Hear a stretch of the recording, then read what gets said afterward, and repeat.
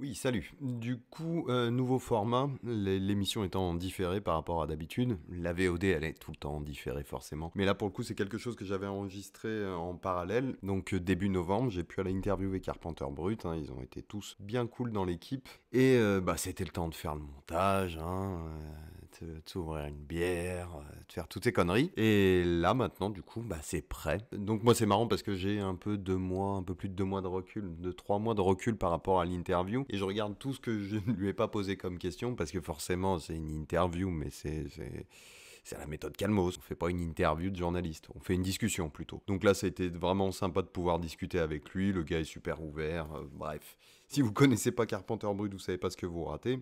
Et là, je parle que de la musique. Le bonhomme est top aussi. Et tous les mecs de son groupe et de son staff le sont. C'est une chouette équipe indé française qui a son succès. On espère que ça s'installe, que ça se pose et puis qu'ils puissent continuer à développer leur truc. Parce que oui, le truc cool avec Carpenter Brut, c'est qu'ils maîtrisent toute la chaîne de production de A à Z. Donc ça, c'est vraiment top. Donc il y a plein d'idées, il y a plein de choses qui viendront par le futur, j'en suis certain. Donc voilà, c'est une conversation calmos, donc tranquillou. Lui, il était un peu crevé parce qu'il était en plein sur presque la dernière ligne droite de sa tournée, qui durait depuis quasiment 9 mois. Mais il a quand même la pêche, il est bien OP, il répond au quart de tour, il n'y a pas de souci d'aller dans les discussions loin avec lui. Donc j'espère qu'il y en aura une prochaine. Et puis voilà, on attend la suite, on attend Blood Machine, et on attend le prochain album. Donc comptez sur moi pour faire passer les infos dans tous les cas. Et voici l'interview, en espérant que vous apprécierez. Ciao.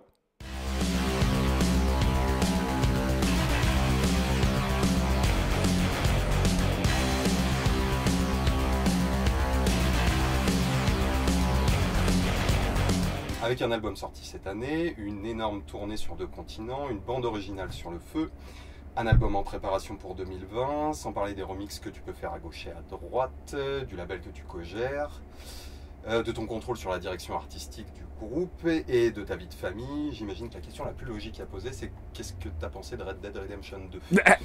Ok, on attaque comme ça. Écoute, alors là, tu vois, on a une petite télé. Alors pour tes auditeurs, on est à l'arrière du bus, là où moi je passe pas mal de temps à composer la BO de Blood Machine justement. Et l'ingé Light a ramené sa PS4 et il a donc acheté Red Dead. Et je le voyais de temps en temps y jouer. Ça m'a l'air. Au début, j'ai l'impression que tu fais beaucoup de cheval et que ça se résume quasi qu'à ça. Je vais l'acheter, moi, je pense, sur Xbox One X. Ouais, je crois qu'elle est bien. Apparemment, elle est mieux. Oui, c'est la la, version. la version Xbox One de base, je crois que c'est un peu de la merde. Ouais. Et visiblement, la version crédit. Donc voilà, et parce que je pense que c'est un jeu où il faut que tu lui accordes du temps. C'est à peu près la moitié de ta vie. Donc je vais profiter du break qu'on a en 2019 pour à la fois lancer Red Dead et puis éventuellement composer le prochain album. Plus la BO, tu comptes la finir? Alors la BO, normalement, il faudrait que je la finisse là pour décembre. Ok. Donc voilà, je t'avoue que c'est très tendu. Y a pas un an de retard ou un truc comme ça? C'était pas prévu pour Ouais, décembre? ils ont le problème entre guillemets de cette Caravan, c'est qu'ils ont beaucoup d'ambition et que l'ambition dans ce milieu-là doit être liée à l'argent et ils ont l'ambition avant d'avoir les moyens.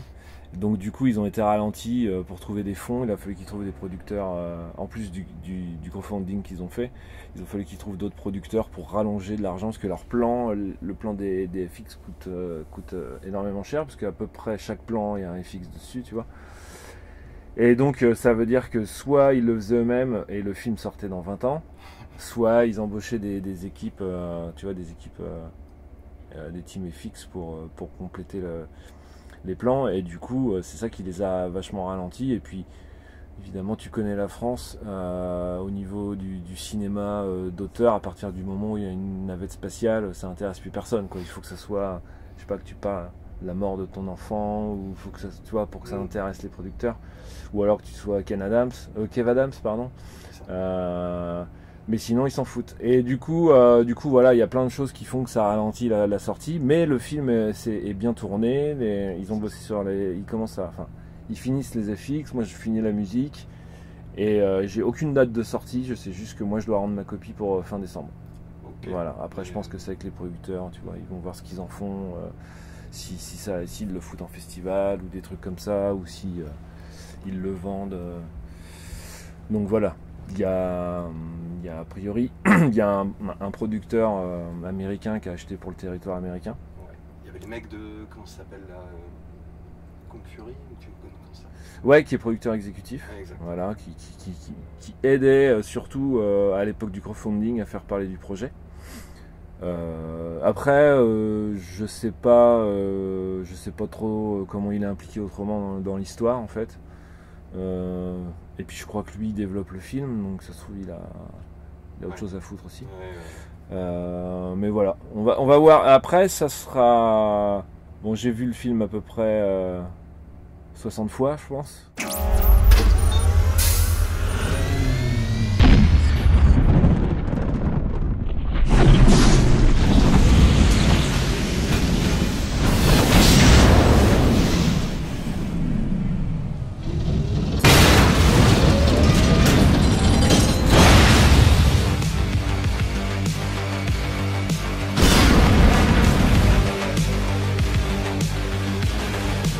Prepare their ceremony, we've less enough time.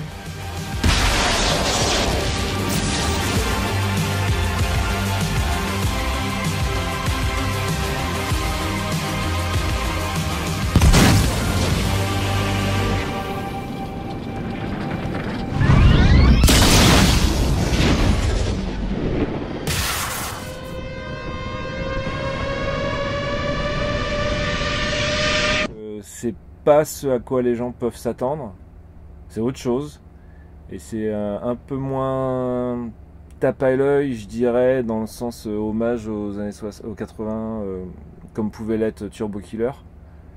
Quelque chose qui est plus, je te dirais, qui est un petit peu plus personnel. Enfin, j'ai l'impression qu'ils ont mis un peu plus de leur goût. C'est moins cliché quoi que Turbo Killer, donc il n'y a pas de voiture. Donc je préviens les gens à l'avance, il n'y a pas de voiture, mais il y aura des filles nues. Moi je suis très curieux, déjà au niveau de la ZIC, si tu as fait quelque chose peut-être plus d'ambiance que alors voilà, percutant comme... J'ai deux chansons à faire dans le film, et le reste du temps ça va être beaucoup plus de la musique de film comme moi je l'entends.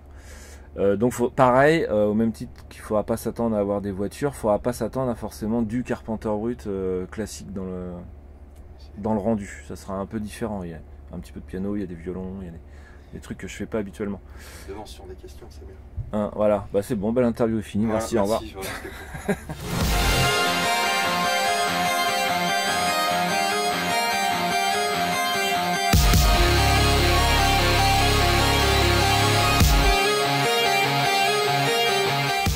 Non, moi j'étais curieux justement parce qu'il y a quelques temps, c'est peut-être il y a 1 an et demi de ça, il y a Igor qui avait fait une bande originale pour Bruno Dumont. Je sais pas si tu vois, le mec qui avait fait l'Humanité, les trucs ouais, comme ça, d'accord, ok. Plutôt des drames sociaux. Et Igor qui a fait une bande originale pour lui. Est-ce que toi tu serais OP justement pour aller plus sur des projets comme ça, des films d'auteur entre guillemets, qui auraient plus une orchestration? En fait, je pense qu'il faut quand même que le thème de base me branche, quoi. C'est-à-dire que si c'est un drame social, je pense que ça va me faire chier. Je pense moi, je suis rendu à un âge où j'ai plutôt envie de m'amuser à regarder des films et plutôt que d'avoir un film qui me montre une particularité d'un problème social qu'on connaît tous les jours parce que tu regardes les infos ou parce que tu connais des gens qui sont dans ce cas de figure-là. Et c'est un peu quelque part fuir la réalité, si tu veux, mais je préfère quand même avoir des films qui racontent des histoires originales plutôt que des tranches de vie tristes, tu vois. Je crois qu'on n'a pas besoin de... Enfin, moi, j'ai pas besoin de ça pour... C'est un peu t'as la gueule dans le sable et quelqu'un continue à te l'enfoncer, tu vois, pour dire t'as vu comment t'es dans la merde? Oui, merci, je suis au courant.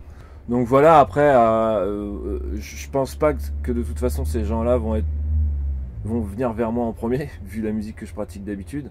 Ils auront peut-être tendance à aller chercher des compositeurs qui correspondent plus au créneau. Mais moi je suis ouvert à tout, faut juste voilà, que je sois Si le sujet m'emballe pas, je vais rien avoir à dire. Et donc si j'ai rien à dire, je suis complètement inutile pour ces gens-là, quoi. Faire de la ZIC juste pour exister, de toute manière, t'en as pas besoin. Non, puis moi si je veux faire de la musique, je fais un album pour moi, quoi, tu vois. Même si je tourne plus derrière, mais je peux continuer à faire de la ZIC pour moi.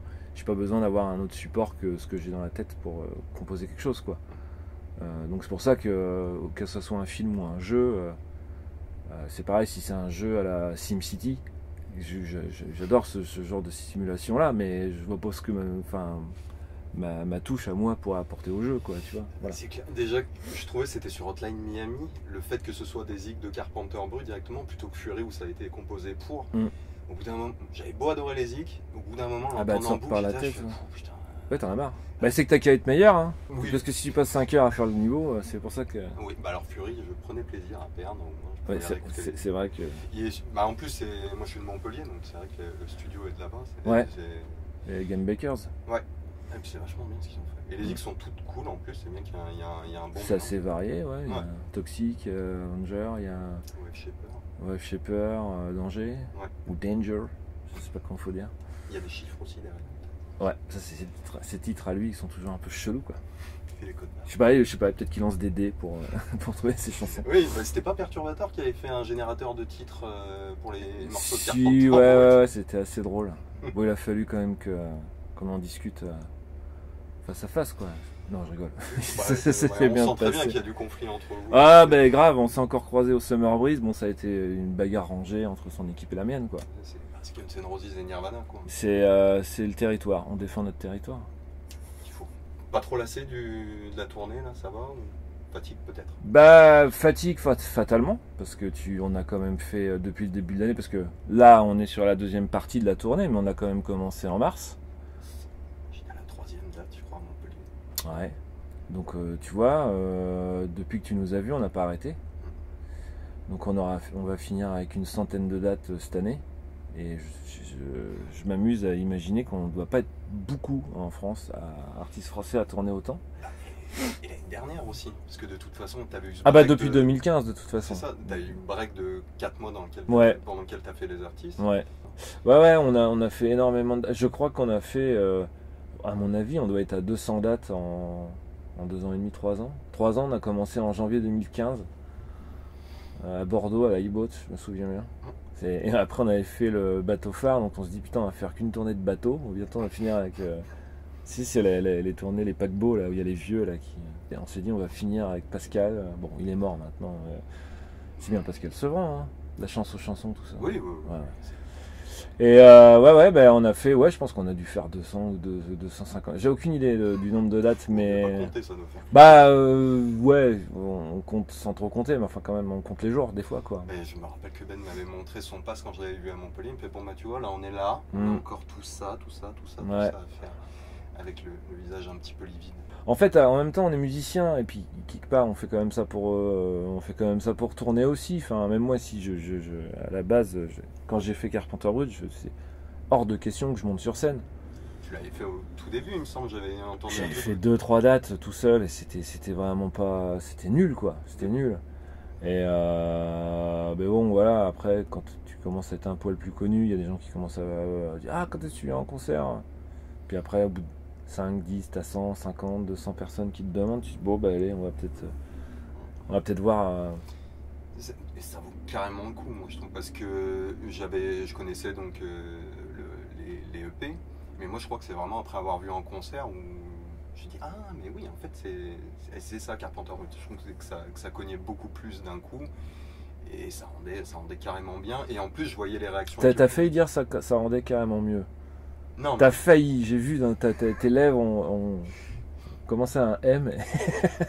Ouais, alors en fait c'est paradoxal parce que y a la grande majorité des gens, je pense, disent qu'ils préfèrent en live et je sais pas comment le prendre, en sachant qu'en studio je fais tout seul et que en live je suis accompagné. Donc est-ce que les deux forces vives qui m'accompagnent à la guitare et à la batterie deviennent essentielles, si tu veux, à Carpenter Brut ou pas? C'est une plus-value à n'en pas douter. Voilà, alors est-ce que c'est déjà bien à la base et que c'est encore mieux? Moi à la base je me disais les lives ça peut être une deuxième façon de voir Carpenter Brut. C'est ce que je voulais dire. Et du coup quand les gens préfèrent cette façon de voir là, je me dis bon, est-ce que moi je dois changer quelque chose ou pas? Et après je me dis bon non. Puis je vais pas me forcer de toute façon à travestir ma musique. Alors évidemment je compose un peu différemment maintenant que je sais ce que ça risque de rendre en live, tu vois, ce que je faisais pas avant, parce qu'avant je faisais pas de concert. Donc effectivement, je me dis, bon, sachant que j'ai tel batteur, j'ai tel guitariste, je peux peut-être me permettre d'imaginer des trucs un peu compliqués parce que je sais qu'ils seront capables de les refaire derrière. Et puis donner une énergie un peu plus rock à l'album, en sachant que le prochain devrait être plus électro. Il n'y aura pas de guitare, il n'y aura pas de, tu vois, ça sera des guitares peut-être à la Nine Inch Nails. Des fois tu sais pas si c'est vraiment des guitares, mais il n'y aura pas de guitare a priori. J'ai rien composé, mais dans l'idée, il n'y aura pas de guitare solo comme sur cet album-là, quoi. On va un peu quitter la période glam pour un truc un peu plus indus, quoi. Ok. Voilà. Mais c'était très bien aussi les versions purement électro et tout. Moi j'aime même les premières qui sont pas sur trilogie, tu vois, les Chew Bubblegum et Ouais. tout ça. Ouais. Le premier remix que tu avais fait, ils sont franchement cool, quoi. C'est à l'époque où je commençais, quoi, donc j'avais pas en tête de demander à des musiciens de jouer avec moi, j'avais pas en tête de chercher un son, chercher une manière de bosser, chercher tout ça, c'était nouveau, quoi, tu vois, c'est les premiers trucs que je compose réellement. Avant je faisais je bricolais, tu vois, mais j'étais pas parti dans l'idée de faire un truc, quoi. Donc c'était les débuts, quoi. C'est toujours hasardeux, un peu, tu te cherches, et puis voilà. Je préfère quand même ce que je fais maintenant. Ouais. Ça me semble un peu plus confiant, un peu plus maîtrisé, un peu plus... Tu parles par rapport à Trilogy, ou les artistes par rapport à Trilogy, ou par rapport à vraiment ce qu'il y avait avant Trilogy? Même ça, musicalement parlant, j'ai l'impression que les morceaux, parce qu'après t'as ceux que tu préfères, toi, ça te rappelle des choses et tout ça, on est tous comme ça, quoi. On écoute des chansons, puis c'est pas forcément la chanson elle-même que tu kiffes, mais c'est ce que ça te rappelle une période de ta vie, ou des trucs comme ça. Mais musicalement parlant, je me demande si ceux de les artistes vont pas durer plus longtemps dans le temps. Après, t'as des morceaux comme Turbo Killer ou Le Purge, je pense que effectivement ça sera un peu l'équivalent d'un Hello de Bizarre Name de Maiden, tu vois, une espèce l'hymne du groupe. Je dis pas que mon morceau va être aussi connu que le leur, mais chaque groupe a un peu ses hymnes, quoi. D'ailleurs, ça je m'interrogeais, est-ce que tu chercherais pas à détrôner Seven Nation Army avec Turbo Killer dans les stades en tant que chant? Parce que souvent dans tes concerts, ça chante dans le public. Ouais, alors c'est pas vraiment l'idée première du truc. Je t'avoue que je ne réfléchis pas en ces termes-là. Mais après, c'est toujours intéressant de regarder comment évolue le morceau, par qui il est récupéré, ce que les gens en font. Toi, t'es là, j'avais pas imaginé ça. Ça peut donner des trucs rigolos, quoi. Je sais qu'il y a une équipe de football américaine ou canadienne, je sais plus, qui utilisait Roller Mobster, je crois, pour leur entrer dans le stade et tout. Donc c'est toujours rigolo, quoi, de voir. Voilà. C'est comme ça pour tout le monde, hein, quand je sais pas, je t'interviewe pas Van Halen en leur demandant s'ils imaginaient que Jump allait finir à l'Olympique de Marseille. Je pense pas que c'était le but. Et puis c'est un peu comme avec la reprise de Maniac, tu te demandes si à un moment elle va pas devenir à nouveau iconique d'une génération, si tu veux, parce que c'est quand même le morceau qui marche le plus en live, parce que tout le monde le connaît. Et des fois je me demande si ma version va pas détrôner l'original, mais va pas devenir, tu vois, à son niveau, je sais pas, une référence pour une génération. Tu sais qu'elle marche sur toutes les tranches d'âge, hein. Tu vois, elle accroche tout de suite, quoi. Ça rappelle toujours des trucs, ça rappelle des périodes, voilà. Moi j'ai même pas vu Flashdance. Sérieux? Non, j'ai pas vu Flashdance. Tu sais que ça colle bien avec Carpenter Brut, parce que le film est hyper dark en fait. T'as la scène de romance où t'as la danseuse qui rencontre qui se met plus ou moins avec un gars qui est plus ou moins son patron, et ils font une balade romantique, et c'est dans des zones industrielles dégueulasses, toutes grises et tout, avec la petite musique qui arrête par-dessus. Ouais. Je me suis dit, putain, c'est rigolo ça que ça soit passé. Il faudrait que je le regarde, écoute. Ça se mate. Ouais, wow, j'imagine. Ouais, moi je suis quelqu'un, je fais des compromis, ma femme aime bien ce genre de trucs. Il faut. La paix sociale dans le couple, c'est important. N'est-ce pas? Bon, après, avec certaines limites, bien entendu, les 10 saisons de Friends, non. Alors on va pas être d'accord parce que je suis ultra fan de Friends. Écoute, j'ai fait How I Met Your Mother, je pense que c'était déjà pas mal. Ben moi j'aime bien aussi ça. C'est bien aussi, Non, Friends, c'est une écriture quand même assez... Je trouve que les mecs, ils ont... Tu regardes, à part la première saison de Friends, bon, je pensais pas qu'on allait parler de Friends, mais je peux placer. À part la première saison qui est un peu... Bon, c'est un diesel, c'est un peu lent au démarrage, mais une fois que les persos ont tous leur caractère bien défini et que ça écrit vraiment bien, quoi. Je trouve que c'est un peu cucu sans trop l'être. Puis c'est 90, quoi. C'était il y a 20 ans. Non, ouais, c'est 30 ans, je sais plus. 25 quoi, on va dire, on va couper la poire Voilà. en 4. Et je pense que c'était une bonne période pour les shows de cette gueule-là avec Seinfeld, moi il y en avait Drucker et Shaw, j'aimais beaucoup aussi ce genre de truc. Ça vannait, ça durait 25 minutes et c'était les bons formats. Ouais, c'était les bons formats. Et là, je sais pas si c'est les trucs qu'on a remplacé, genre comment ça s'appelle, les machins sur la 6 avec les voisins là, où je sais pas si c'est ça maintenant hein, l'équivalent, vu que je regarde pas. Mais ça manque un petit peu. Il y a Canal qui tente des trucs là, et je trouve ça pas bien. Tous les trucs là qui sortent. C'est pas bien. Voilà, C'est pas fou. on va résumer ça comme ça. En tout cas, moi, ça me plaît pas. Et je crois que t'as cité les deux sitcoms vraiment qui plombaient tout à l'époque, quoi. Et ça, pour l'instant, il n'y a pas eu de remplaçant, quoi. Donc, t'es pas obligé d'aimer, effectivement, mais force est de constater quand même que moi, Friends, je pense que c'est un des trucs que je pourrais regarder jusqu'à ma mort. Il n'y a aucun problème, quoi. Merci, je vais passer pour un con ce soir. Ou moi, ça dépend. Non, ça dépend qui écoutera. Ouais, mais en tout cas, pour ma femme, Public, tu seras le seul juge.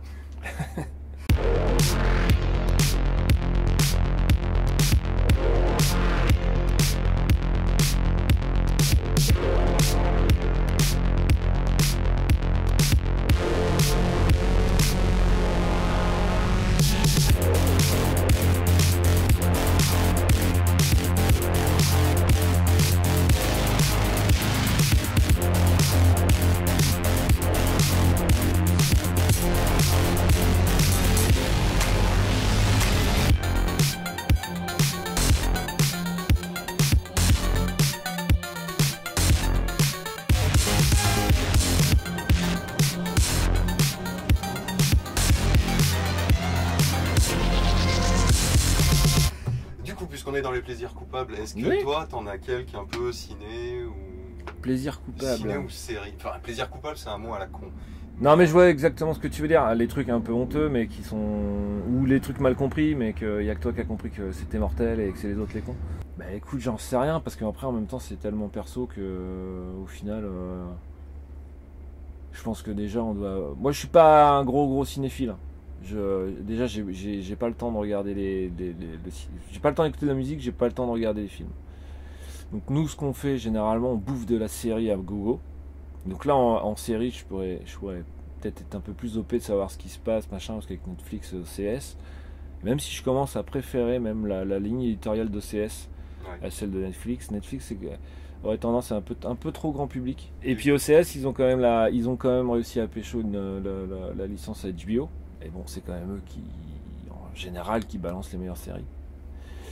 Donc OCS a un petit avantage. Les prods Netflix récentes, il y a eu Haunting of Hill House. Ouais, alors ça j'ai bien aimé. J'ai beaucoup aimé. J'ai à la fois eu peur et ça m'a assez ému même sur la fin. Le dernier épisode est assez beau quand même. Et j'ai regardé The Sinner aussi, que j'ai trouvé ça cool. Mais tu vois, après sur OCS, j'ai regardé Sharp Objects. Et ça c'est de la bonne grosse balle. Et c'est marrant parce que c'est un Québécois, je crois, qui a réalisé ça. Et c'est la nana qui avait écrit Gone Girl, je crois, qui est à la base du truc. C'est possible, ouais. Il me semble que c'est celle qui est... Et il y a cette réalisation-là, et moi je suis assez fan de l'autre Québécois connu. Ouais, moi j'ai adoré le film avec les trafiquants. Sicario. Franchement, il y a 2-3 scènes dans ce film-là qui sont vraiment mortes. La traversée de Juarez, là. Oui, c'est un peu la... putain, mon pote, c'est trop bien maîtrisé, quoi. Je sais pas si t'as vu le 2. Non, parce que comme c'est pour lui... détrompe-toi. Sûrement, mais... Le gars qui l'a fait, c'est un Italien, Stefano Solima, qui a fait 2 super films en Italie, qui s'appelle ACAB, All Cops Are Bastards, où tu suis une troupe de CRS italien, et un autre c'est Subora. Ah, ça me dit par contre quelque chose. Ils en ont fait une série derrière, qui je crois qui est sur Netflix. Ouais. Et du coup, lui qui a fait Sicario 2, ils ont viré Emily Blunt, et moi j'étais content. J'aime bien cette actrice, moi. Mais c'est physiquement, je l'aime bien. Okay. Après, si c'est une grande actrice ou pas, j'en sais rien. Mais... Le truc, c'est qu'ils font faire un peu la gueule tout le long, et elle avait un peu le rôle ingrat du personnage qui tombe des nues. Mais comment ça, le gouvernement américain fait des salopes? Ouais, je sais ce que tu veux dire. Ouais. Et elle, ils l'ont dégagé, t'as que Benicio et Josh Brolin. Qui est bon aussi. Ils sont excellents, les deux. Et du coup, je pense que dedans, tu y trouveras ton compte si t'as bien aimé la scène du passage du péage et tout ça. Ce genre ouais, parce que c'est moi ce que j'adore. Et c'est pour ça aussi, quelque part, que j'aime bien Spielberg. c'est aussi pour cette espèce de sens du rythme. Tu sais, le suspense, c'est-à-dire même dans Jurassic Park, quoi, tu vois, la voiture qui tombe de l'arbre au bon moment. Enfin, c'est plein de trucs comme ça et que moi j'aime dans le cinéma. Parce que tu vois, moi je suis musicien et le rythme en musique, c'est un peu la base. Et j'adore quand les mecs ils font les trucs au bon moment, les bons mouvements de caméra. Tu sais, c'est au moment où t'as envie de le voir et le mec il te le fait, quoi. C'est un peu comme toi quand tu sais, t'écoutes un morceau puis quand le refrain arrive, c'est celui que t'avais envie d'entendre. Et ben ça je trouve que c'est capital, ouais. Et Villeneuve, je trouve il est à la fois très un peu. Alors pareil, hein, encore une fois, je dis ça pour les gens qui écoutent. Moi, je suis pas un cinéphile, donc je vais peut-être dire des conneries aux yeux de certains, aux oreilles de certains. Mais Villeneuve, je le trouve assez contemplatif dans sa manière de filmer. Tu vois, ça prend voilà, comme Blade Runner. Le film est trop long, quoi. Le film il est magnifique, mais il est trop long. 2049 minutes. Ouais, c'est en gros, c'est ça, ouais, ou année même, à force. Et j'ai bien aimé quand même, mais j'aime bien en fait quelque part j'aime bien quand même son rythme. Comment il s'appelait celui où avec Wolverine là, celui qui s'est enlevé sa fille. C'est pareil, Prisoner, j'ai trouvé super bien, quoi. Et ça va pas vite, tu vois. Mais le mec s'est placé sa cam, il sait faire jouer les acteurs, et puis des fois ça va être sur un détail, un truc. C'est reposant par rapport au gloubi-boulga visuel qu'on peut se taper maintenant. Bah ouais. Ça bourre tout le temps. Et j'ai pas encore vu le fameux Infinity Wars là où je sais plus quoi. Ouais. Là. Regarde, c'est débile, ça se regarde. Et ça s'oublie. Mais j'ai acheté une belle télé OLED, tu vois, pour profiter des films et des trucs comme ça. Et donc du coup j'ai quand même pris une belle chier sur Blade Runner. En Blu-ray haute 4K, machin, tout le truc. Je me suis fait plaisir. Parce que malgré tout, je reste fan des belles images et du beau cinoche, tu vois. Et c'est vrai que là, les films qu'on a en ce moment, qui sont tournés avec des moyens faramineux, c'est quand même... en fait, la plupart du temps, je les regarde dans l'avion quand on va aux États-Unis ou je sais pas où, tu vois, parce que ça passe très bien en finale. Les mecs ont mis des moyens énormes pour qu'au final, l'histoire soit suffisamment pénible pour que tu t'en foutes, tu t'endormes devant en attendant ton plateau repas. Et c'est dommage, donc du coup, j'aimerais bien profiter d'autres films pour mettre sur ma belle télé. Donc du coup, quand je suis chez moi, je regarde Better Call Saul en 4K ou tu vois des séries qui sont quand même cool, qui ont une belle image et tout, mais ça manque un peu de bons films beaux, quoi. Voilà. C'est de plus en plus compliqué ça à ce niveau. Et ouais, et pourtant j'ai l'impression qu'à chaque fois qu'on parle autour de nous, les gens sont en demande de ça, et les studios les font pas, parce que la majorité s'en foutent, quoi. J'ai l'impression que ce qui ramène les gens au cinéma maintenant, c'est plus aller voir des marques qu'aller voir un film ou un réal ou des acteurs. Il n'y a plus de stars, il n'y a plus de star system. Ou alors il y en a trop, je sais plus, mais tout le monde est connu, quoi. Et personne ne l'est. Mais c'est ça. Mais tu regardes en musique, c'est pareil. Je voyais un article par rapport au heavy metal et tout. Je sais pas si t'en écoutes.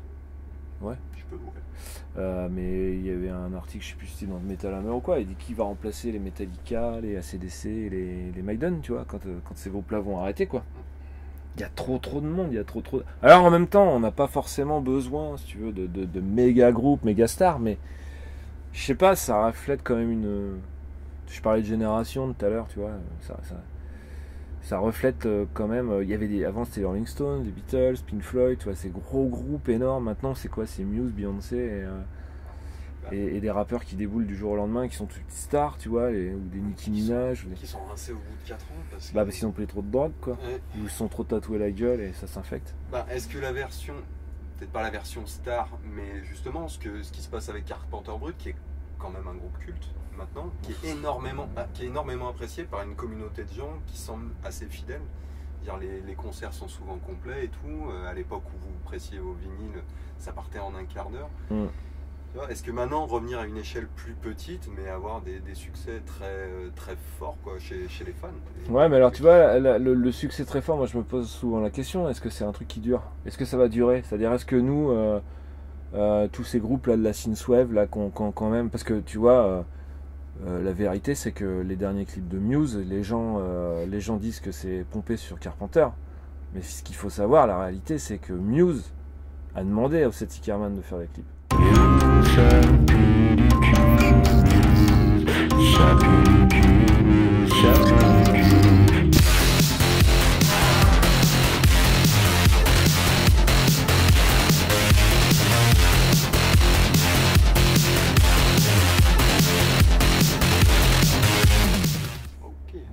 ils ont vu Turbo Killer. Et donc ça veut dire que moi, qui fais ça dans ma piole, avec eux qui font ça dans leur garage, qui font un clip comme ça, on inspire. Je te parlais des gros groupes tout à l'heure, on est une source d'inspiration pour ce genre de mecs là, quoi. Et du coup, ce qui m'inquiète un peu, c'est que quand tu es une source d'inspiration pour des gens qui n'ont pas d'idées, c'est que c'est des gens qui vont taper dans plein de trucs et qui vont dire tiens, ça c'est le bon moment pour pomper ça. Donc qu'est-ce qu'il en reste dans 5 ans en fait? Qu'est-ce qu'il en reste? Est-ce que ces mecs là sont pas en train d'une certaine manière, en voulant copier des trucs qui ne sont pas à eux, tuer une scène par gavage, un peu comme Thor, le Thor là, qui est vachement beaucoup plus synthwave, tu vois, qu'on même utilisé Magic Sword dans le trailer. Oui. Voilà, et ces gens-là, à la limite, des fois, tu as envie de leur dire putain, les mecs, foutez-nous la paix, quoi, parce que en fait, ça se trouve, vous allez péter, moi je dis mon business, mais vous allez péter notre délire, en fait. Vous allez péter notre fun et ça va saouler les gens. Et moi, en tout cas, de la manière dont je le fais, moi, de la manière dont je bosse, j'évite au maximum d'être trop présent pour pas gaver les gens. Parce que c'est à force d'être partout, c'est comme ça que les gens finissent par détester ce que tu fais, parce qu'à l'avant, ils kiffent ce que tu fais parce qu'ils ont l'impression que au final, il y a que qui te connaissent et que d'une certaine manière, ils sont élitistes, tu vois, et que Madame Grinchu qui va acheter son pain, elle a jamais entendu parler de toi. À partir du moment où ta musique va être utilisée dans une pub pour du PQ, bon alors ça encore faut-il que j'accepte, mais dans le concept, à partir du moment où toi tu sais que Madame Grinchu qui achète sa baguette, elle connaît ton morceau, tu dis merde putain, ça veut dire que je suis plus si spécial que ça. Et du coup après ces gens-là te laissent tomber. Alors que toi, t'as juste fait de la musique. Et qu'à un moment, tu as beaucoup de choix à faire, tout le temps, tous les jours, on a beaucoup de choix à faire, de promotion, de trucs comme ça. Et puis des fois tu peux faire une erreur en me disant ça peut être une bonne idée, puis au final avec le recul ça ne l'est pas.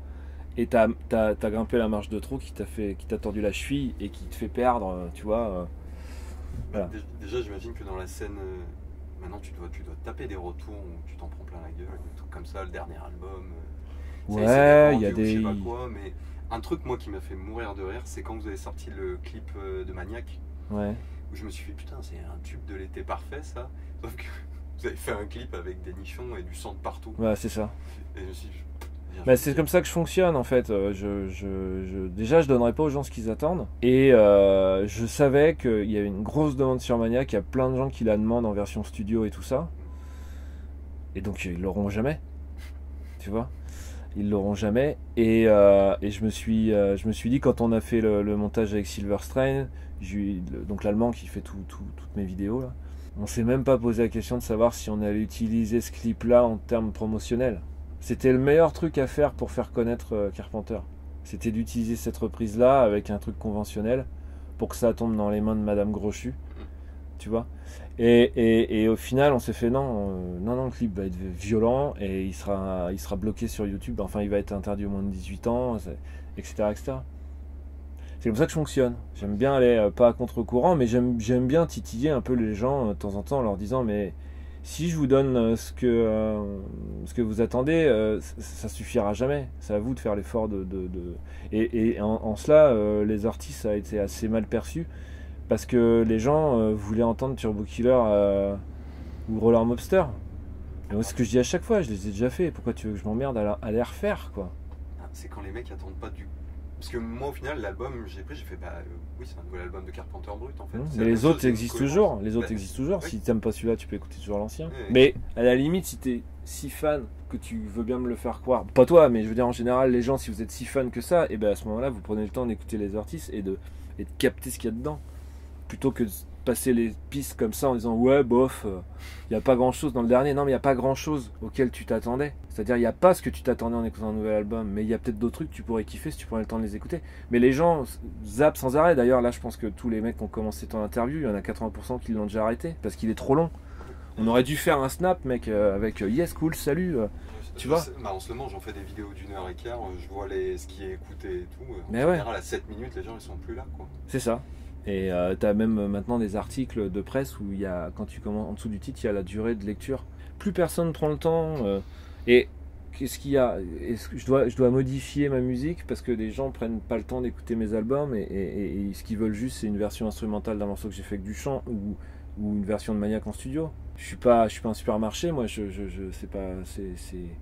je suis pas à votre bonne, quoi. Je fais ce que je veux et vous me lâchez ou vous me lâchez pas. Enfin, c'est-à-dire vous me lâchez dans l'aventure ou vous restez avec moi et puis vous kiffez le délire. Parce que moi, mon délire, il est le même depuis le début. Je suis peut-être plus connu, mais je fais toujours la musique pour la même façon et pour la même raison. Donc voilà. Mais après, je pense que c'est, tu vois, je vois ta pochette de Michel Sardou. Je pense que Michel a traversé beaucoup de phases. D'ailleurs, tu prends n'importe quel album de Michel Sardou, tu verras qu'ils sont tous différents parce qu'à un moment, il fallait que ça colle à une période ou que voilà. Moi, je colle pas vraiment à une période avec un album glam au final. C'est ça. T'es allé dans une direction, ce que tu disais dans la synthwave, c'est une période, en tout cas dans le truc de nostalgie des années 80, c'était une période qui n'avait pas du tout été utilisée. Bah, c'est parce que moi, en fait, quand dans les années 80, le glam c'était hors de question quand t'étais un métalleux. C'était hors de question d'écouter du glam, c'était nul, quoi. C'est de la musique pour les filles, tu vois. Puis toi, t'es un garçon, quoi. Tu veux t'émanciper. T'écoutes pas de la musique faite pour les filles, donc t'écoutes du gros death metal, du napalm, et c'est cool aussi, tu vois. Puis c'est là où je me suis dit, bah, quand même, essayons de voir ce qu'il y avait à l'époque. Et en fait, j'ai découvert plein de trucs mortels qui étaient trop bien, quoi. Et je me suis dit, allez, tiens, je vais m'auto-flageller en m'obligeant à faire un album un peu plus glam parce que j'aurais trop craché dessus quand j'étais jeune et j'étais qu'un con, quoi. Et t'as l'impression que les gens continuent à suivre du coup, plutôt? Alors c'est paradoxal parce que au début de la tournée en mars, j'avais plutôt l'impression que les gens, parce que l'album était sorti depuis très très peu de temps, hein, même pas un mois, j'ai l'impression que les gens kiffaient pas du tout les nouveaux morceaux. Et on a fait, je te dirais presque 80%, bon peut-être pas, mais 65-70% des concerts qu'on a fait dernièrement où j'ai l'impression que les nouveaux morceaux marchent mieux que les anciens. Alors il y a une espèce de mouvance. C'est comme les pinards, faut laisser reposer. Faut laisser reposer, et puis il y a des années que t'aimeras à fond, puis d'autres années que t'aimeras pas, puis il y a toujours des gens pour préférer une année que toi t'aimes pas. Donc voilà, voilà, il y a des salles où hier soir par exemple en Espagne, et Dieu sait que j'aime l'Espagne puisque je suis d'origine espagnole, mais l'Espagne est toujours à la bourre. Et donc hier soir c'était plutôt les anciens morceaux qui marchaient. Et puis il y a eu d'autres salles où je me suis rendu compte que c'était plus Inferno Galore par exemple qui marchait que Wake Up the President. En même temps, Wake Up the President allait quand même un peu moins bien que Inferno Galore. Bref, tu vois ce que je veux dire. L'idée générale c'est ça, c'est qu'il y a des vagues. Alors après, il y a aussi des gens qui me découvrent avec les artistes, quoi. Qui ont pas, enfin moi ça arrive plein de fois. Tu vois, The Ocean par exemple, le dernier album, je l'écoute beaucoup. Et j'ai jamais vraiment pris le temps d'écouter ce qu'ils faisaient avant. Alors que ce groupe-là, je le connais depuis longtemps, tu vois. Mais pour l'instant, je reste sur ou Mastodon, par exemple, c'était pareil. Il y a beaucoup de gens qui préfèrent la première période de Mastodon. Et moi, je l'ai pris en cours. Et du coup, je préfère plus ce qu'ils font maintenant que ce qu'ils faisaient au début. J'ai jamais vraiment pris le temps de m'intéresser à ce qu'ils faisaient au début. Mais encore une fois, ce qu'ils devaient faire au début, ça devait être logique. Donc, il faut que je switch dans ma tête en me disant, bon, maintenant, il faut que j'oublie ce qu'ils font maintenant pour que je puisse apprécier ce qu'ils faisaient avant. De toute façon, la première approche que tu as d'un album ou d'un artiste, souvent, c'est ce qui va te marquer le plus au début, quand tu approches vraiment. Ouais. Et après, il y a effectivement un petit effort à faire. Voilà. Alors après, vu le nombre de groupes qu'il y a disponibles sur la planète, même moi, hein, je suis pas un des derniers à pas non plus faire l'effort d'écouter toute une discographie, quoi. J'ai pas le temps, j'ai pas l'énergie, et puis la musique les groupes me font moins rêver qu'avant, quoi. C'est-à-dire qu'avant il y avait quand même, et c'est un peu pareil au cinéma, hein, avant il y avait quand même une espèce d'innocence aussi liée à l'émerveillement que pouvait te procurer un artiste ou un film, et que là t'es tellement abreuvé de gens qui sont au moins en musique talentueux, que du coup c'est plus le principal vecteur d'appréciation d'un groupe, tu vois, ce qui dégage. C'est plus s'il a un bon refrain, puis avec les playlists automatisées, là, Spotify, des trucs comme ça. D'ailleurs, nous, on s'amuse souvent à faire des blind tests, tu vois, dans le bus ou avec des copains ou machin, et en fait, on demande le nom des artistes, on demande pas les titres des chansons. Et tu vois que c'est beaucoup plus compliqué de savoir qui a fait que le morceau. Le morceau, c'est toujours plus facile. Ah ouais, je connais ça, c'est nanani nanana. Ouais, mais qui c'est qui l'a chanté? Et c'est là que tu te rends compte qu'au final... d'une certaine manière on perd un peu le respect par rapport aux musiciens et qu'on s'intéresse plus à la mélodie, au refrain ou des trucs comme ça, quoi. Moi c'est ce qui m'a fait revenir au vinyle en fait. C'est un moment, c'est de pouvoir reprendre le temps. Voilà, de prendre le temps, t'écoutes l'album, déjà rien que le fait de retourner la face et tout ça, c'est... J'ai écouté les albums dans leur intégralité. Moi quand je veux découvrir un truc, je je préfère regarder des potes sur Facebook ou je sais pas quoi qui postent un truc en me disant, en disant ah, le dernier album. Là, les mecs, il y a beaucoup de gens qui parlent de Daughters, c'est un vieux groupe à Merlock qui avait pas sorti d'album depuis longtemps. Et tout le monde est un peu en patate sur cet album-là, donc du coup, je me dis bon, bah, je vais aller voir, je vais écouter, tu vois. Mais je suis pas sûr que si je l'avais entendu dans une playlist, j'aurais forcément pris le temps d'écouter l'album. Parce que peut-être que le morceau qu'ils auraient mis m'aurait pas plu et j'aurais zappé. Alors que le reste de l'album est bien pour moi et pas forcément le morceau qu'ils mettent en playlist. Tu sais, les playlists, c'est assez drastique. Hein. Maintenant, si ton morceau il est zappé, il est mis en playlist sur Spotify, il est zappé au bout de 30 secondes en majorité, il dégage automatiquement. Ils prennent pas les lives, ou alors faut vraiment que tu sois genre tu vois à la pointure, mais ils prennent pas les chansons live. Donc c'est pour ça Maniac s'est jamais retrouvé, je pense, en playlist officielle Spotify, parce que c'est un live. Bon, bah la version studio, bordel. Ben voilà, mais je le ferai pas. Je le ferai pas juste parce que j'ai pas envie que mon morceau soit sur la playlist Spotify, parce que je me suis plié aux exigences, tu vois, de la majorité, quoi. À ce titre-là, je préfère quand même toujours être intéressé que la minorité qui elle comprend la zik et tout ça. L'autre difficulté, c'est que moins tu touches de gens, moins tu vends de disques, moins tu as d'argent, moins les shows peuvent être remplis, les salles, et donc tu peux pas faire un gros show comme moi je l'imagine tant que je serai pas plus connu. Alors c'est là où il faut être malin et il faut trouver la bonne manière d'être un peu plus connu, tu vois, sans pour autant vendre ses couilles, quoi. Petit à petit, quoi. Alors voilà, donc du coup bah, tu prends ton temps.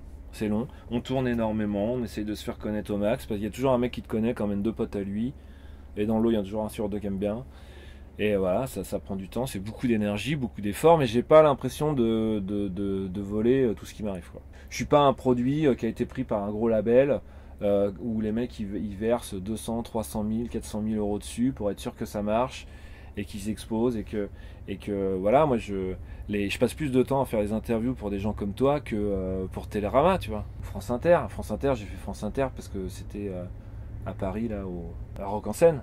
Mais sinon, jamais France Inter m'aurait appelé parce que ça les intéresse, quoi. C'est parce que derrière, on a fait un boulot de promotion. Il y a eu l'Olympia aussi. Ouais, mais bon, l'Olympia, les gens s'en branlent, tout le monde fait l'Olympia. Ouais, bien sûr. Moi, je suis hyper content de l'avoir fait, d'avoir mon nom, tu vois, en lettres rouges et tout. L'affiche était formidable. L'affiche rouge là avec le chien. Oui. Bah on s'est fait refuser la première qui était plus en fait c'était c'était Fortifem qui l'avait fait. L'Olympia était intact mais tout autour était défoncé. Et ils ont dit avec les attentats machin ça donne une mauvaise image. Alors moi j'ai fait effectivement, j'avais pas vu ça sous cet angle-là. Et du coup on a fait une affiche faite à la saucisse dans le village, on était sûr que ça passerait. Le célèbre DJ. Avec Bruto Cocatrix. Et tiens, bah, ce matin, je suis tombé sur un article sur vous d'un gars qui est venu à un concert et qui disait apparemment vous avez joué à Paris, c'était plus ou moins l'anniversaire du Bataclan. Il disait le concert commence avec une explosion. Drôle de manière de respecter l'anniversaire des attentats du Bataclan. Je fais là. Alors ça veut dire qu'on a joué un 13 novembre. Non, c'était le 6 ou le 7, mais en gros c'était dans ces eaux-là. Bah ouais, mais si le Bataclan c'était le 13 novembre. Ouais, donc c'était pas le même jour. Donc c'était pas le même jour, donc ce mec-là dit n'importe quoi parce que le 13 novembre n'est pas encore arrivé. Le gars était pas content, apparemment il était déçu. Ouais, bah il a le droit de pas aimer ce mec. Comme moi j'ai le droit de pas aimer son site sur lequel il publie ses trucs.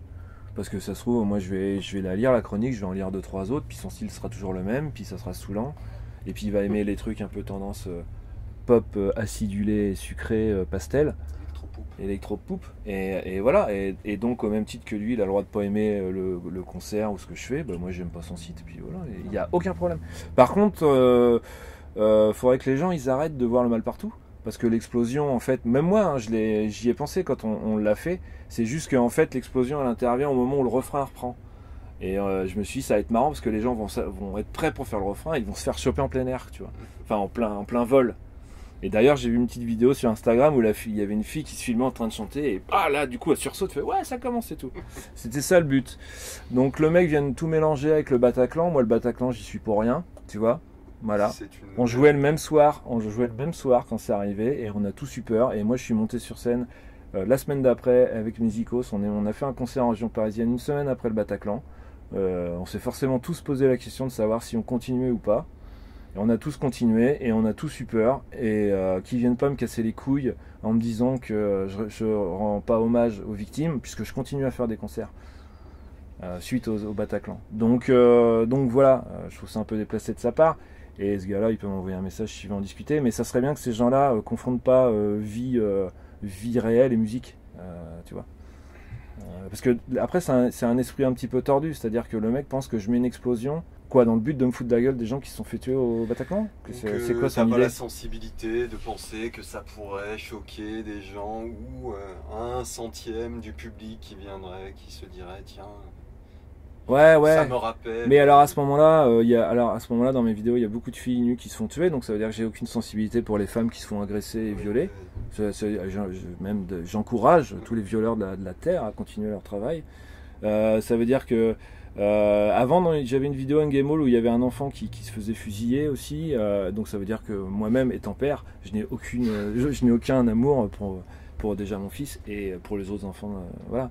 Je pense à un moment où il faut arrêter ça devient ridicule et ça devient compliqué parce que ces gens-là, en fait, voilà, son site est peut-être pas vu par tout le monde, mais il y a des gens avec les réseaux sociaux qui pensent avoir de l'importance et qui donnent des leçons de morale aux autres. Je me souviens de l'histoire avec, comment il s'appelle, le joueur de foot qui s'était fait un blackface en basketteur, tu vois. Et il y avait eu une montée de bouclier, enfin tout le monde dit ouais... Alors je peux comprendre, mais le mec, je crois pas qu'il fasse ça pour se foutre de la gueule à la mémoire des esclaves et tout. Il y a un moment, c'est peut-être maladroit de sa part, mais on peut pas lui attribuer ce genre de procès-là, quoi. Tu vois, ça serait quelqu'un de l'entourage de Le Pen, parce que là on aurait pu effectivement... Et moi, du coup, ça me pose problème parce que t'as l'impression que les gens ne veulent plus s'amuser. Les gens ne veulent plus rire, les gens ne veulent plus s'amuser. Tous les sujets sont tendancieux. Tout est prétexte à créer du buzz, du débat, du machin. Je parle pas que pour moi, je parle en général. Et je trouve ça assez, chiant. Quand Orelsan faisait son morceau là sur les femmes, je sais plus comment il l'avait appelé, sale pute ou un truc comme ça. Ok, d'instinct, on peut pas trouver ça très malin, c'est-à-dire très même, enfin, mais le mec, avant d'être sûr de savoir si c'est un fils de pute qui traite les meufs comme des salopes, faut peut-être savoir d'abord le mec quel est le fond de son truc, tu vois, comme en parlant du Bataclan, comme le rappeur là qui a été interdit parce qu'il avait un truc djihad là. Tu te souviens de cette histoire? Non, j'avais pas entendu. Bon, j'ai suivi ça. Je veux dire, avant de brûler quelqu'un sur la place publique, soyons sûrs de ses intentions, tu vois. Et peut-être que ses intentions, je crois qu'il s'appelle Méline, un truc comme ça. Peut-être qu'elles n'étaient pas bonnes. J'en sais rien, je le connais pas. Mais moi, je peux pas m'empêcher quand je vois ces débats-là de me dire, attendez les gars, avant de vous enflammer. Peut-être que vous avez raison, peut-être que vous avez tort, mais on ne peut pas crucifier les artistes, parce que là en plus je te parle d'artistes, je te parle pas d'hommes politiques, parce qu'il y en a une chier qui font des sorties, tu vois, verbales assez limites, et puis ils sont toujours là, quoi. Et donc, ça, t'as la déviation après sur l'art en général, ce qu'on a le droit de faire et puis faire, ce qui rentre dans le cadre de la loi, parce qu'en fait la populace, tu vois. Le peuple, comme disait un pote, se substitue à la loi, quoi. Et c'est là où ça devient dangereux. C'est là où ça devient dangereux parce que la loi populaire sera toujours moins bien faite que la loi, tu sais, qu'on traîne et qu'on modifie et que depuis des siècles et des siècles, quoi. Donc voilà. T'es généreux, hein, je trouve, parce que tu parles de débat. Et moi, je trouve que la plupart du temps, c'est du buzz qui est remplacé dans les 5 minutes qui suivent par un autre buzz et puis un autre ouais, buzz, bien sûr. Mais je pense qu'il y a un truc de fond quand même. Il y a un truc de fond quand même auquel il faut se méfier parce qu'on n'arrête pas de dire oui. Tu vois, nous on tourne avec des Américains là, sur cette tournée là, avec Ghost là, ils sont américains et fatalement on leur a demandé leur Trump, tu vois. On leur a demandé leur avis sur Trump. Et moi, il y a un moment, il me dit tout le monde se souvient de ce qu'il faisait. C'est un peu la même chose avec le 11 septembre. Tout le monde se souvient de ce qu'il faisait le jour de l'élection de Trump. Il dit en Amérique, tout le monde se souvient de ce qu'il était en train de faire quand Trump a été élu. Bah, tellement ça a été marquant, tu vois.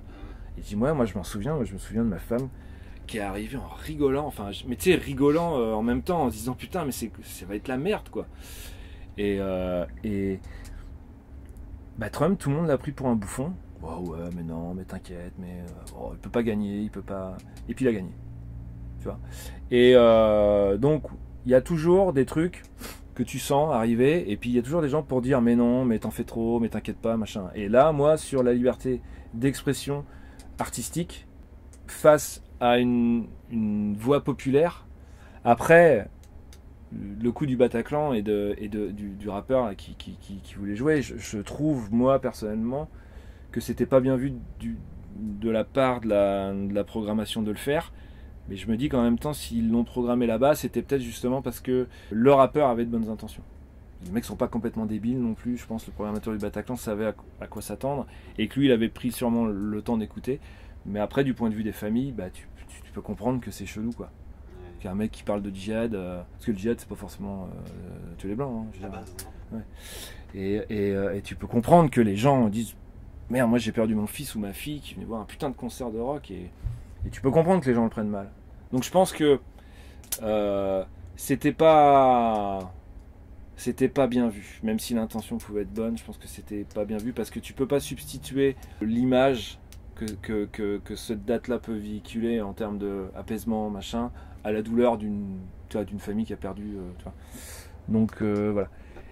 Et tout ça fait que, pour revenir au cinéma, parce que attention, j'arrive toujours à faire les transitions mortelles, et ben je pense qu'on retrouve ce même concept-là dans les films actuellement, qui sont des films qui ne déclenchent plus rien, à part un rire ou deux, et puis un sentiment de waouh, j'ai vu plein d'explosions avec des pistolets laser. Mais c'est rare maintenant le cinéma grand public qui brasse, tu vois, qui brasse les foules, parce que je pense que c'est trop dangereux de faire un film qui peut, je sais pas, lancer un débat ou voilà. Oui, sans aspérité, c'est à peu près tout plat. Tu mets un méchant vieux blanc, en général ça passe. Voilà. Et puis rouler jeunesse. Ouais, c'est compliqué. Ah bah ouais, mais là ils ont mis un noir parce qu'ils ont leur quota de noir. Enfin, je veux dire, tout est analysé, mais tu n'analyses plus l'histoire maintenant. Tu analyses le fait qu'ils étaient l'acteur, parce que, et je trouve ça complètement ouf d'en arriver à ce point-là, quoi. Enfin, les gens se mettent mal dans leur cerveau, voient le mal partout. Ça encourage la frange inverse, en fait. Ça encourage justement le Trump qui se ramène avec un discours pas politiquement correct, moro-politiquement correct. Du coup, il récupère toute cette part de marché de gens énervés parce que toi, tu le prends comme ça, moi, ça va aussi, je le prends comme ça avec un peu de recul, ça fait chier, mais je me dis, bon... C'est des phases, ça va revenir. Et à un moment, il y aura... Ben si, forcément, ça va forcément revenir. Enfin, tout ça pour te dire que... Maintenant, quand je fais mes clips, comme pour Maniac ou pour des trucs comme ça, là, j'en ai un pour Sunday Lunch, je me pose réellement la question de savoir si on va le diffuser ou pas. Parce que c'est un clip qui se fout de la gueule de la NRA, et je suis pas persuadé que tout le monde va capter. Il se fout pas que de la gueule de la NRA, mais c'est sur le fait qu'il y ait des mass murders aux États-Unis, puis que la seule réponse c'est toujours Thoughts and Prayers. C'est la seule réponse qu'ils ont, quoi. C'est les gamins qui se font buter. Alors les gamins, ils les protègent jusqu'à la naissance parce qu'ils sont tous anti-avortement, mais une fois qu'il est né, il peut se faire buter dans une école par n'importe qui, quoi. Enfin, je veux dire, la logique des fois aussi m'échappe un peu. C'est 15 ans, tu peux acheter une arme aux États-Unis? Ouais, enfin, je pense que c'est pas le réel problème, mais le problème c'est que tu puisses acheter une arme, peu importe ton âge. Et du coup, voilà, à un moment, moi je fais pas de politique avec Carpenter Brut, mais je suis assez, tu sais, j'aime bien aussi quand même titiller des fois, un peu me foutre de la gueule du monde et tout, mais gentiment. Ou l'héritage Carpenter, quoi. Ben c'est ça, qu'est-ce qu'on se refait pas, et puis il était comme ça, lui. C'est comme ça, et moi je kiffe ces films pour aussi ça, quoi. Tu vois, dénoncer sans le dire. Enfin, je sais pas, posez-vous la question de votre société de consommation, vous en êtes rendu à quoi, acheter sans vous en rendre compte, machin, etc. etc. Alors, je dis ça en même temps un gros consommateur des produits Apple. Mais j'en suis conscient. Ça quelque part ça manque, et alors moi je suis pas mal de groupes aussi qui sont américains et qui sont très politisés, et depuis qu'ils existent, donc depuis 20 ans, je prends l'exemple de Sacred Reich par exemple, ils ont toujours été politisés, tout à gauche, voilà. Et là il y a des mecs qui viennent maintenant dans les commentaires leur dire ouais, bah ça serait bien de séparer la politique et la musique parce que comme ça va pas dans leur sens, ça les arrange plus, quoi. Il y a des mecs qui disent mais tu fous de ma gueule ou quoi, ce groupe là ça fait 20 ans qu'ils font ça avec toi et tout ça, et voilà, les gens se permettent de dire bah non, moi en tant que fan de toi, de ton groupe, je préférais que tu arrêtes de parler de politique. Voilà, tout le monde prend la parole pour dire n'importe quoi. Et on savait que les gens étaient cons, mais maintenant avec les réseaux sociaux on en a la preuve. Bon, je sais pas, moi je pense que je vois pas ça d'un très bon oeil. Je vois pas ça d'un très bon oeil. voir jusqu'à quand ça va tenir. Mais ça, c'est... De toute façon, les réseaux sociaux, je pense que c'est un peu comme MySpace, tu vois, ça a eu son heure, et puis après, ça, tout le monde n'en avait plus rien à foutre. Je pense qu'il y a un truc qui va, je sais pas quoi, je suis pas dans le business, mais il y a forcément un truc qui va. Même moi, hein, Facebook maintenant, bah parce que tu te retrouves avec plein de gens dont tu connais pas la moitié, et au début tu peux trouver ça cool, puis après tu vois des débats politiques, toujours au même moment, pendant les élections, machin, et tu fais putain, mais en fait tu es entouré de fachos, c'est quoi ce délire, quoi. Mais tu sais, à la limite, il y a des gens, tu peux comprendre pourquoi ils pensent ça, mais je veux dire, t'as juste envie de leur dire, non mais attendez, vous vous trompez de cible, le problème il est pas là, le problème c'est pas les Noirs et les Arabes, le problème c'est les gouvernements successifs qui vous enculent, en faisant croire que c'est la fraude aux acédiques ou des trucs comme ça qui foutent le pays dans la merde alors que c'est tous leurs potes qui se barrent avec le pognon à l'étranger. Mais le mec il veut pas entendre ça. Puis Facebook c'est pas là que tu vas lui expliquer. Puis à la limite je suis pas sa mère, c'est pas moi de l'éduquer. C'est peine perdue, tu vois. C'est très compliqué et j'ai l'impression que c'est de pire en pire, en tout cas au niveau des générations. J'ai l'impression qu'elles sont de moins en moins. Tu vois, une époque il y avait des mecs qui lisaient les bouquins, maintenant ils vont plus lire les commentaires sur Twitter ou les trucs comme ça. Mais ils font leur éducation politique. Ouais, et comme puis Breitbart et puis tous ces trucs là, ils disent des choses vraies, tu vois, pour eux, quoi. Il y a pas de il y a plus ou même tous les youtubeurs qui commencent aussi à arriver. T'as habitué les gamins à regarder les youtubeurs parce qu'ils testent des jeux, et puis petit à petit t'as des youtubeurs plus politisés, alors qui arrivent et puis qui font passer leur message, tu vois, comme ça. Et bah encore une fois, le mec peut dire ce qu'il veut sur YouTube, mais c'est en fait la problématique, c'est pas tant les gens qui font leur propagande, la problématique c'est les gens qui la reçoivent et qui disent oh ouais, ça c'est vrai ça. Mais t'as été voir en face? Mais non, parce qu'en face ce qu'ils disent c'est faux. Tu vois, et c'est un débat sans fin. Donc c'est un peu chiant. Moi je suis un peu au milieu, tu vois. À chaque fois que j'entends un truc, je dis bah attends, pourquoi c'est comme ça? C'est quoi la réalité? J'essaye au moins de peser le pour et le contre d'une situation. Principe, il me semble, de bonne Bah, intelligence. Et ouais. on avait ça en France dans les années 80, justement, quand tu avais des émissions où il y avait des vrais débats, justement, avec des mecs qui se pourrissaient la gueule propre et net. C'était quoi. cool, des fois il y avait de la bagarre et tout. Ah oui, c'était bien. Au moins c'était vivant. Quoi. Bah là, les débats, ils sont tous d'accord. T'as des débats sur pour ou contre l'avortement, tu regardes le plateau, il y a que des mecs. Et c'est se foutre de la gueule du monde. C'est se foutre. La société des médias se fout de la gueule du monde. Et puis tout le monde applaudit. Enfin, pas tout le monde, mais je veux dire, la majorité applaudissent en disant oui, ça va. Déserte. Hein. Il y a beaucoup de gens qui désertent les bureaux de vote. Mais tu rigoles. Désertent ce genre de débat. Ouais, mais ça, c'est parce que c'est des gens que tu connais par intermédiaire de gens que tu connais. Donc ça reste un cercle. Mais il y a combien de mecs qui sont encore devant BFM au petit-déj, quoi. Où les mecs écoutent Bourdin ou machin, toute la France qui travaille de bonne heure, quoi. Tu sais, celle qui va nettoyer la merde, celle qui va bosser dans une usine, ils écoutent Bourdin, quoi. Ils écoutent pas Napalm Death, quoi. Et ils se font bourrer le crâne et on peut pas leur en vouloir. Enfin, je veux dire, mais il y a personne en face. Bon, les deux trucs, Nine Inch Nails ils t'ont copié avec leurs 3 EP, quand même, je trouve ça honteux de leur part. Ils m'ont copié, tu crois? Bien sûr. Je suis pas sûr qu'ils me connaissent. Hein. Et puis la carotte à PNL, c'était rigolo ça. Ah, Rock en scène? Ouais. Ça, bah ouais, c'est pas voulu non plus, hein, parce que je vais avoir plein de mecs qui vont me dire ouais, t'as voulu niquer PNL. Non, j'ai voulu niquer personne, moi je fais juste mon truc. Ouais, non, j'avais pas noté pour. En tout cas, j'aime pas beaucoup ce qu'il fait Nine Inch Nails en ce moment là.